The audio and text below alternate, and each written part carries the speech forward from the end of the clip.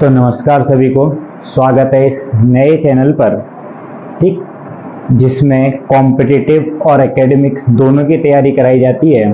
और अब हमारा जो अगला लेक्चर है, जो आज का लेक्चर है, ये जिस टॉपिक पर है, ये स्टेट एग्जामिनेशन जो होते हैं हमारे, जो दो बॉडीज हमारे स्टेट में उत्तराखंड में कराती हैं, UKPSC Uttarakhand public service commission और UK Uttarakhand subordinate service selection जो कमीशन है। ये दो कमीशन जो उत्तराखंड में स्टेट एग्जामिनेशन को कराते हैं, इनसे रिलेटेड जितने भी हमारा इंपॉर्टेंट चैप्टर बनते हैं, जितने भी हमारा सिलेबस बनता है, उसको भी कवर करेंगे। तो आज इन्हीं एग्जामिनेशन पर फोकस करके इनसे रिलेटेड आज की वीडियो को शुरू करते हैं।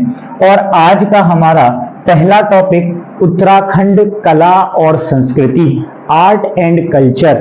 ठीक है, जिसको बहुत सारे लोग जो है नहीं पढ़ते हैं। क्यों नहीं पढ़ते हैं ये तो नहीं पता, लेकिन जो आगामी आपके एग्जामिनेशन हैं, कौन कौन से आपके एग्जामिनेशन आने वाले हैं, आरओ, एआरओ, जिसको आप समीक्षा अधिकारी, सहायक समीक्षा अधिकारी भी बोलते हैं। ठीक, उत्तराखंड पुलिस एसआई। ठीक, और अभी कई आसार ऐसे भी हैं कि एसआई के साथ कौन सी पोस्टें दोबारा आ सकती हैं, कांस्टेबल। ठीक, और आपकी लोअर पीसीएस हो गया और अपर पीसीएस। इन सभी चीजों के लिए जो एग्जामिनेशन से रिलेटेड बहुत इंपॉर्टेंट चीजें जो हो सकती हैं, वो Uttarakhand art and culture, Uttarakhand में ही एक सब्जेक्ट रहता है, कला और संस्कृति। ठीक, इन सभी एग्जामिनेशन को अभी फिलहाल यही आने वाले हैं, तो मैंने इन्हीं के नाम लिखे हैं। लेकिन उत्तराखंड से रिलेटेड जितने भी एग्जाम्स होते हैं, सब में एक इंपॉर्टेंट चैप्टर ये रहता है। तो शुरुआत करते हैं। तो आज की शुरुआत जो है वो उत्तराखंड कला और संस्कृति, जो चैप्टर इसमें गिना जाता है कला और संस्कृति, इसमें बहुत सारी चीजें आती हैं। इसमें लोक उत्सव आते हैं, इसमें लोक नृत्य आते हैं, इसमें भाषाएं आती हैं, इसमें आभूषण आते हैं, इसमें वाद्य यंत्र आते हैं, यानी कहने का मतलब मेले आते हैं। बहुत सारी चीजें इसमें आती हैं। आज हम जिस चीज को कवर करने वाले हैं वो है हमारा लोक उत्सव। किसको कवर करने वाले हैं? लोक उत्सव को। और लोक उत्सव उत्तराखंड के, पहली चीज, उत्सव और लोक उत्सव में अंतर क्या होता है? जैसे दीपावली, ये एक पर्टिकुलर क्षेत्र में नहीं मनाया जाता, ये पूरे ही राष्ट्र में मनाया जाता है। इसको राष्ट्रीय उत्सव भी कहेंगे तो ठीक है, ये एक उत्सव हो गया। ठीक, लोक उत्सव वो है किसी एक क्षेत्र विशेष में, ठीक, क्षेत्र विशेष में जो उत्सव मनाए जाते हैं वो लोक उत्सव कहलाते हैं। एक क्वेश्चन साहित्य में बनता है कि क्षेत्र विशेष की रचनाएं जो करता है उस कवि को क्या कहते हैं? तो उस कवि को आंचलिक रचनाकार कहते हैं। कैसे रचनाकार? आंचलिक रचनाकार, जो क्षेत्र विशेष की कविताओं पर लिखते हैं। जैसे आपके शैलेश मटियानी है ना, एक आंचलिक कवियों में इनको, लेखकों में इनको जाना जाता है, क्योंकि क्षेत्र विशेष की रचनाओं पर इनका बहुत ज्यादा ध्यान रहता है। ठीक, ऐसे ही क्षेत्र विशेष के जितने भी पर्व रहते हैं, जितने भी उत्सव होते हैं, उनको हम क्या बोलते हैं? लोक उत्सव। और उत्तराखंड के इन्हीं लोक उत्सव पर आज की कहानी को शुरू करते हैं। तो लोक उत्सव की बहुत सारी कैटेगरी होती है, क्योंकि जब तक चीज को फिल्टर करके नहीं पढ़ा जाएगा तो समझ में नहीं आती है। एक साथ में 20-30 उत्सव लिख दूं और एक साथ फिर उनको बताऊं कि ये है, इसका ये आंसर ये है, तो ऐसे याद नहीं होता है। ठीक, याद करने के लिए हर किसी चीज को सेपरेट करना पड़ेगा। और लोक उत्सव को पढ़ने के लिए आज हम जिस चीज से शुरू करते हैं वो है संक्रांति उत्सव। ठीक, लोक उत्सव में भी पहले हम जिन चीजों को पढ़ेंगे उनको बोलेंगे संक्रांति उत्सव। संक्रांति उत्सव यानी कि जैसे क्वेश्चन बनता है चैत्र संक्रांति, ठीक, वैशाख संक्रांति, यानी संक्रांतियों पर जो त्योहार मनाए जाते हैं वो कौन कौन से त्योहार हैं, इनको अलग कैटेगराइज कर लेंगे। इसके बाद किस चीज को पढ़ेंगे? तो इसके बाद कृषकोत्सव में जाएंगे, यानी ऐसे उत्सव जो कौन मनाते हैं? किसानों के द्वारा मनाया जाता है। ऐसे उत्सवों को कृषकोत्सव में जाएंगे। फिर हम जाएंगे अगला बग्वाल की तरफ, कि कौन कौन से ऐसे उत्सव हैं जहां पर बग्वाल जैसा कॉन्सेप्ट है, पाषाण युद्ध जिसमें किया जाता है। ठीक, अगला हम जाएंगे कि जो मनोरंजन से रिलेटेड जो उत्सव हैं, ठीक, मनोरंजन तो सभी उत्सव से होता है। कहने का मतलब है इसमें हम पढ़ सकते हैं कि जो हमारे स्पोर्ट्स खेल कूद वाले जो उत्सव रहते हैं, जैसे गेंदा कौथिग, गिर कौथिग, है ना, गेंदुआ मेला, तो बहुत सारी चीजें इसमें आ जाती हैं। फिलहाल अभी हम जिस उत्सव से शुरुआत करने वाले हैं उस उत्सव को बोलते हैं संक्रांति उत्सव। संक्रांति समझना है कि हर महीने की पहली तारीख, हर महीने की पहली तारीख को बोला जाता है क्या, संक्रांति। कहने का मतलब है कि हर महीना जनवरी का नहीं, ना जनवरी का पहली तारीख को नहीं, ठीक, हिंदी महीनों के हिसाब से हर महीने की पहली तारीख को कौन सी डेट बोली जाती है, संक्रांति बोली जाती है। फॉर एग्जाम्पल, जैसे पहले हिंदी महीनों को लिखते हैं एक साइड में, जैसे चैत्र, जैसे वैशाख, जैसे ज्येष्ठ, जैसे आषाढ़, फिर आता है श्रावण, फिर आता है भाद्रपद, फिर आता है आश्विन, फिर आता है कार्तिक, इसके बाद मार्गशीर्ष, पौष, और लास्ट में आता है माघ। ठीक, कहने का मतलब है जो हिंदी महीने होते हैं, इन हिंदी महीनों के हिसाब से हर महीने की पहली तारीख क्या बन जाती है, संक्रांति। और ये हिंदी महीने अंग्रेजी के हिसाब से कैसे चलते हैं, तो 15 या 16 इस हिसाब से चलता है। इसको बोल सकते हो मार्च।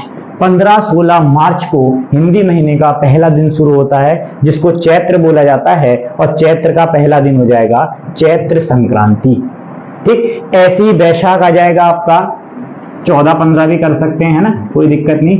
15-16 अप्रैल, 15-16 अप्रैल को जो महीना शुरू होगा वो वैशाख का पहला दिन होगा, यानी वैशाख संक्रांति। ऐसे ही ज्येष्ठ संक्रांति, आषाढ़ संक्रांति, श्रावण संक्रांति, भाद्रपद संक्रांति, यानी कि संक्रांति उत्सव कहने का मतलब है जो हर महीने की पहली तारीख को मनाए जाते हैं, और महीना होगा हिंदी कैलेंडर के हिसाब से, और हिंदी कैलेंडर के हिसाब से ये महीने होते हैं, और इन्हीं की पहली तारीख को हम संक्रांति उत्सव मनाते हैं।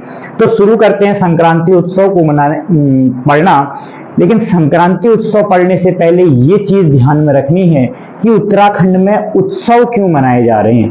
ठीक, तो प्राचीन समय में कोई भी मनोरंजन का कोई साधन नहीं होता था, आजकल की तरह सोशल मीडिया नहीं है। ठीक, तो बहुत सारे कार्यक्रम, बहुत सारे मेले इस समय पर ऑर्गेनाइज किए जाते थे। लेकिन दिक्कत क्या है, पहाड़ी जनजीवन किस में अपने आप को कष्टदायी फील करता है, तो जो शीतकाल का समय है, जो विंटर सीजन है, जो जाड़ों का समय है, इसमें पहाड़ी जनजीवन बहुत ज्यादा जो है क्या हो जाता है, एक तरीके से कष्टदायी ये टाइम रहता है, क्योंकि पहाड़ों पे बहुत ज्यादा ठंडा होता है। और इस कारण आप देखोगे कि जितने भी संक्रांति उत्सव हैं या जितने भी उत्सव हैं वो लगभग शीतकाल में नहीं मनाए जाते। इसका एक इंपॉर्टेंट रीजन है, क्योंकि चीज को पढ़ने से पहले, संक्रांति उत्सव या लोक उत्सव पढ़ने से पहले कि कैसे याद करा जाए वो चीज बहुत जरूरी है। ठीक, अगर ये मार्च है, अप्रैल है, मई, जून, जुलाई, अगस्त, सितंबर, अब आ जाएगा अक्टूबर, नवंबर, दिसंबर, यानी ये 3 महीने ऐसे रहेंगे जिस टाइम पर आपको किसी भी तरीके का कोई भी त्योहार, कोई भी लोक उत्सव देखने को नहीं मिलेगा। यानी पेपर में अगर ऑप्शन ही आएंगे तो ऐसे ही नेग्लेक्ट हो जाएंगे, सिर्फ बेसिक सी चीज से। ठीक, और दूसरी चीज क्या होती है कि बहुत सारी जो चीजें होती हैं वो आपकी गर्मियों से स्टार्ट हो जाएंगी, शीतकाल खत्म, और गर्मियों से फिर मेलों का आयोजन क्या हो जाता है, शुरू हो जाता है। और मेले या उत्सव किस टाइम पर नहीं किए जाएंगे, तो जिस टाइम पर पहाड़ी क्षेत्र में कृषि कार्य हो रहे होंगे, यानी कि कृषि जो रिलेटेड कार्य हैं, जब फसल लगाई जाती है, फसल काटी जाती है, तो ये वो समय रहता है जिस टाइम पर मनोरंजन की जरूरत नहीं होती। इस टाइम पर बहुत सारे अलग अलग लोक गीतों के माध्यम से ठीक अपने मनोरंजन को किया जाता है। और इस टाइम पर भी आपके जो हैं लोक उत्सव मनाने की जो समय है या लोक उत्सव जो है बहुत कम मनाए जाते हैं इन 2 टाइम पीरियड पर। अब शुरू करते हैं कहानी को, और पहला उत्सव संक्रांति उत्सव में जो उत्सव आता है वो चैत्र संक्रांति को मनाया जाता है, क्योंकि पहले से ही शुरू करते हैं। चैत्र संक्रांति कहने का मतलब है चैत्र महीने का पहला दिन, जो हिंदी कैलेंडर इंग्लिश कैलेंडर के हिसाब से 14 से 15 या आप इसको 15 से 16 मार्च के बीच में मनाया जाता है। और चैत्र संक्रांति को मनाए जाने वाला ये त्योहार किस नाम से जाना जाता है, तो इसको बोलते हैं फूलदेई। क्या बोलते हैं इसको? फूलदेई। इसका एक नाम और मिलता है गोगा। क्या मिलता है इसका एक नाम? गोगा। यानी कि फूलदेई, फूलदेई कहने का मतलब है कि इसमें फूल तोड़े जाते हैं और हर किसी के घर के आंगन में इसको क्या कर दिया जाता है, रख दिया जाता है। कौन सी दिन में? चैत्र महीने के पहले दिन। कॉन्सेप्ट कैसे शुरू होता है? क्योंकि ये वो समय है जिस समय पर पेड़ पौधे जो है अपनी पत्तियों को गिराते हैं और हम अपने बेसिस पर एक आध फूल तोड़कर हम प्रकृति के इस सहयोग में या इस काम में उसका सहयोग करते हैं कि जब पत्ते गिरने का टाइम है, फूल गिरने का टाइम है, तो एक दो फूल हम भी गिरा देंगे, जिससे किसको मदद मिल जाती है? प्रकृति को। तो प्रकृति के सहयोग में जो हम अपने एक त्योहार को मनाते हैं, इसको फूलदेई कहा जाता है। और फूलदेई चैत्र संक्रांति को मनाया जाता है। गोगा भी इसको बोलते हैं। और गोगा कौन से क्षेत्र में इसको बोला जाता है? तो जौनसार क्षेत्र जो है, देहरादून से अपर साइड का जो क्षेत्र आपको देखने को मिलेगा, जहां जौनसारी जनजाति का निवास रहता है, उस जौनसार क्षेत्र में इस फूलदेई को गोगा त्योहार के नाम से जानते हैं। तो एक वन लाइनर क्वेश्चन यहां से क्लियर होता है कि गोगा कहां पर बोला जाता है, तो गोगा जौनसार में बोला जाता है। और फूलदेई पूरे उत्तराखंड में चैत्र संक्रांति को मनाया जाने वाला क्या है, त्योहार है। मेरे हिसाब से समझ में आ गया होगा। आगे बढ़ते हैं। बैसाख, यानी बैसाख का महीना आएगा, फिर से बैसाख संक्रांति आएगी। तो बैसाख संक्रांति को किस संक्रांति के रूप में भी मनाया जाता है? दिखौती संक्रांति भी इसको कहते हैं, या बैसाख संक्रांति भी इसको कहते हैं। और इसमें कुछ नहीं होता, लोग अपने उस सामने क्या अपने घरों में पकवान बनाते हैं और इस उत्सव को मनाते हैं, क्योंकि उत्सव मनाना जरूरी है। अगर आप खाली बैठे हैं पहाड़ी जनजीवन में प्राचीन समय में, तो कुछ ना कुछ उत्सव मनाया जाता था और नए महीने आने की खुशी में मनाते थे। और वैशाख महीने की पहले दिन को दिखौती संक्रांति के रूप में यह उत्सव मनाया जाता था। अगले आएगा ज्येष्ठ, और ज्येष्ठ के महीने में जो त्योहार जिस दिन मनाया जाएगा वो हो जाएगा ज्येष्ठ संक्रांति, यानी ज्येष्ठ महीने का पहला दिन ज्येष्ठ संक्रांति। और ज्येष्ठ संक्रांति को मनाए जाने वाले इस त्योहार का नाम है घोलडिया। ठीक, बहुत सारी बुक में इसको नहीं दिखाया गया है, क्योंकि ज्येष्ठ संक्रांति को उत्तराखंड में जिस लोक उत्सव को मनाया जाता है, उस लोक उत्सव का नाम है घोलडिया। घोलडिया कहने का क्या मतलब है? तो घोलडिया उत्सव से ये मीनिंग हमारा निकलती है, या घोलडिया उत्सव क्यों मनाया जाता है? तो घोलडिया में आटे की प्रतिमा कहने का मतलब है आटे से एक प्रतिमा बनाई जाती है, किसी भी तरीके का एक मनुष्य का स्ट्रक्चर, एक मनुष्य की आकृति उसमें बनाई जाती है, और उसको क्या कर दिया जाता है, घर के जो आंगन है या जो दरवाजा है, मेन दरवाजा, उसकी गेट पर रख दिया जाता है। और यही त्योहार हमारा किस संक्रांति के रूप में मनाया जाता है? घोलडिया संक्रांति। और बाद में उस जो प्रतिमा आपने बनाई है उसकी गर्दन को काट दिया जाता है उस चौखट पर रखकर।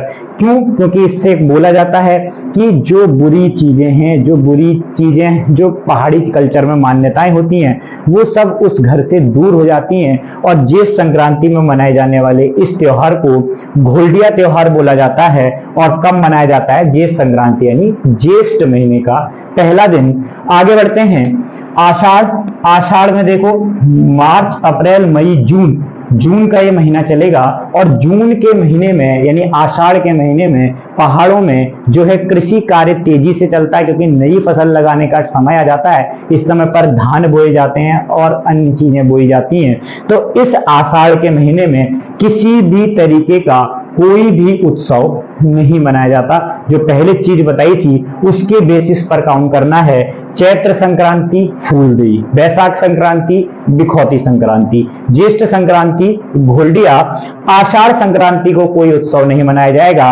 अब आ जाएगा श्रावण संक्रांति, और श्रावण संक्रांति को बनाया जाने वाला त्योहार इंपॉर्टेंट है। श्रावण संक्रांति को जो त्योहार मनाया जाता है उसे उत्तराखंड का लोक पर्व भी माना गया है, और इसे बोलते हैं हरेला, क्योंकि इसे अभी हाल फिलहाल में ही इसकी जो है गवर्नमेंट जो छुट्टी हुई है वो इसकी देना शुरू किया है। और हरेला श्रावण संक्रांति यानी श्रावण महीने का पहला दिन 15 से 16 जुलाई का जो दिन रहता है, ठीक, उसमें जो उत्सव मनाया जाता है हरेला मनाया जाता है। और हरेला जब बनाया जाता है तो बरसात के जो मौसम है, ठीक, उसकी शुरुआत जिसको आप बोलते हैं चौमास, ये चौमास में काउंट होता है आपका श्रावण भाद्रपद आश्विन कार्तिक, ठीक, 4 महीनों का जो समूह है चौमास बन जाता है। और इसका जो पहला महीना है इस पर एक उत्सव मनाया जाता है। उत्सव का नाम क्या है? हरेला। और हरेला जब ये श्रावण मास में जब मनाया जाता है तो एक मान्यता चलती है कि इस पूरे सावन के महीने में किसी भी तरीके का डेयरी प्रोडक्ट यूज नहीं करना चाहिए। डेयरी प्रोडक्ट कहने का मतलब है जो जानवरों के दूध से बनते हैं, ऐसे प्रोडक्ट को क्या बोलते हैं? Dairy product. जैसे पनीर हो गया, दूध हो गया, दही हो गया, छाछ हो गया। बोला जाता है कि इस महीने में इनको पूरी तरीके से बैन कर देना चाहिए इनका यूज, या यूज करते हैं तो थोड़ा सा इसका यूज जो है कम कर देना चाहिए, क्योंकि प्राचीन समय में इन सभी चीजों को फेंक दिया जाता था इस श्रावण के महीने में। रीजन था क्योंकि शुरू में जो बारिश होती है इस समय पर जो पेड़ पौधों की पत्तियां होती हैं उसमें कहीं ना कहीं कुछ जहर होता है। जो जहर उस बारिश से, मतलब पहले नहीं होता, बारिश की वजह से जो एसिड रेन होती है, जो अम्लीय वर्षा होती है, उससे बोला जाता है इस सावन के महीने में उन पेड़ पौधों में कुछ पॉइजन आ जाता है, कुछ जहर बन जाता है, जो जानवर जो है अमूमन उस पेड़ पौधों को खाते हैं। फिर उन्हीं का जो अब आप दूध जब उसको यूज करते हैं तो वो जहर कहीं ना कहीं उसमें उन डेयरी प्रोडक्ट्स में आपके आ जाता है। इतना खतरनाक नहीं होता। इससे क्या होता है, नॉर्मली जो है थोड़ा सा जो है पेट में दर्द या कुछ भी इस तरीके की चीजें होती हैं, यानी नॉर्मली सावन के महीने में ज्यादा बीमारी हो जाती है क्योंकि हम इस चीजों का यूज करते हैं। और इसको क्या कर दिया जाता है, पहाड़ी जनजीवन में पहले सावन के महीने में किसी भी तरीके का डेयरी प्रोडक्ट जो है बैन हो जाता है। तो भाद्रपद संक्रांति को जो अगला त्योहार मनाया जाता है, इस त्योहार का नाम है घीत्यार, और घीत्यार को ही बोलते हैं दूसरी भाषा में ओलगिया भी इसी को बोला जाता है। और एक महीना, पूरा सावन का महीना जो है हमने मतलब उत्तराखंड के कल्चर ने या उत्तराखंड के इन लोगों ने किसी भी तरीके का डेयरी प्रोडक्ट यूज नहीं किया था, इसलिए अगले ही महीने की पहले दिन भाद्रपद संक्रांति को ये घी खाकर उस एक महीने के, ठीक है, पूरे जो एक महीने तक उन्होंने डेयरी प्रोडक्ट यूज नहीं किया है, अब डेयरी प्रोडक्ट यूज करने की खुशी में पहली तारीख को घी खाकर इस त्योहार की शुरुआत करते हैं। और भाद्रपद संक्रांति को मनाए जाने वाला ये त्योहार घीत्यार के नाम से जाना जाता है, जिसको ओलगिया भी कहते हैं। मान्यताएं अलग अलग हैं हर जगह पर, लेकिन जो साइंटिफिक रीजन है वो यही साइंस भी हमें बताता है कि जो श्रावण का महीना है, ठीक, इसमें डेयरी प्रोडक्ट यूज मत कीजिए, क्योंकि कहीं ना कहीं वो बीमारी को उस टाइम पर लाते हैं। और एक महीने बाद जब पूरे उत्तराखंड के कल्चर वाले प्राचीन समय में इन सब चीजों का यूज नहीं करते थे, तो भाद्रपद संक्रांति आते ही घी खाकर एक त्योहार को या एक लोक उत्सव को मनाते थे, जिसको घीत्यार बोला गया, या जिसको क्या बोला गया, ओलगिया बोला गया। ठीक, अब अगला आश्विन, कार्तिक, माघशीस और पौष, ये ऐसे महीने हैं जिसमें अब उत्तराखंड के रीजन पर अब ठंड का माहौल बनता है। और इस ठंड के माहौल की वजह से इन चारों महीने में किसी भी तरीके का कोई उत्सव नहीं मनाया जाता। आश्विन, कार्तिक, माघशीस और पौष क्यों नहीं मनाया जाता? क्योंकि इसमें शीतकाल का अब समय चल रहा है और पहाड़ी जनजीवन इस समय पर बहुत कष्टदायी रहता है, इसीलिए इन 4 महीनों में किसी भी तरीके का कोई उत्सव नहीं मनाया जाता। यानी अब अगले उत्सव की शुरुआत किस दिन हो जाएगी? माघ के महीने में। और माघ महीने का पहला दिन, 4 महीनों से पहाड़ी क्षेत्र में किसी भी तरीके का उत्सव नहीं हुआ।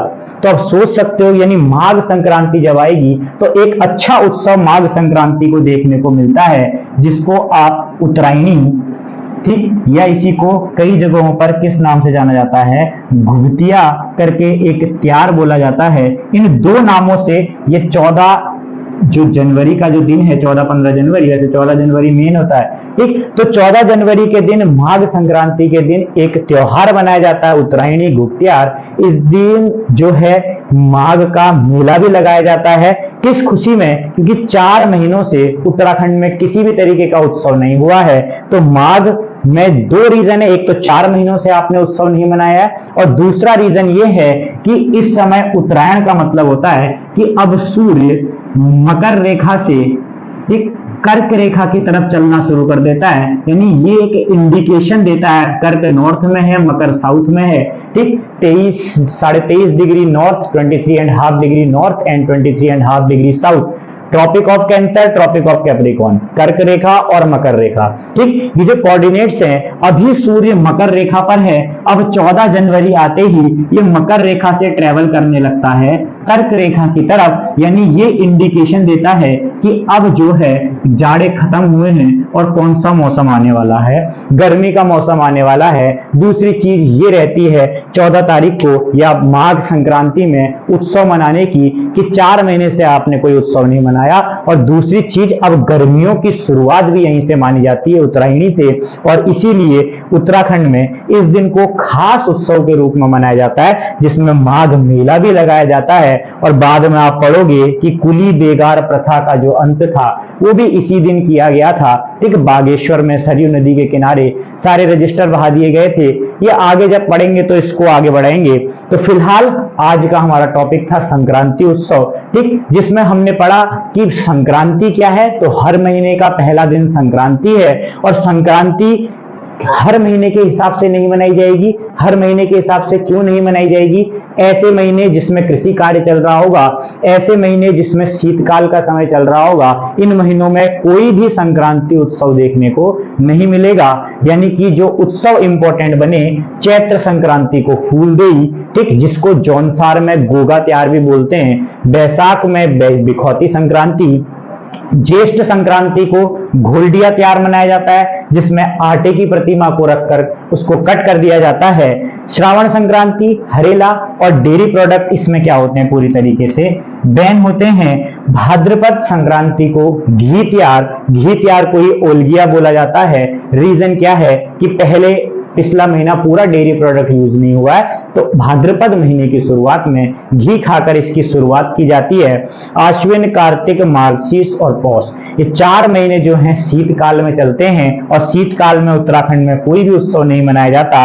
और माघ में एक तो गर्मियों के आने की खुशी होती है, और दूसरा 4 महीने से हमने कोई उत्सव नहीं मनाया है, तो हम किस उत्सव के रूप में मनाते हैं? उत्तरायणी के रूप में, जिसको घुघतिया त्योहार भी बोला जाता है। ये दिन कौन सा बनता है हमारा? 14 जनवरी का। तो मेरे हिसाब से आर्ट एंड कल्चर का जो पहला टॉपिक होता है संक्रांति उत्सव, ये कुछ समझ में आया होगा। कल कृषकोत्सव, बग्वाल और खेलकूद वाले कुछ उत्सवों पर बात करेंगे। उसके बाद सबसे फेमस जो उत्सव जहां से क्वेश्चन बनता है, रम्माण, है ना, जिसको यूनेस्को की विश्व धरोहर सूची में भी रखा गया है, उस पर भी चर्चा करेंगे। फिलहाल आज के लिए इतना ही, धन्यवाद।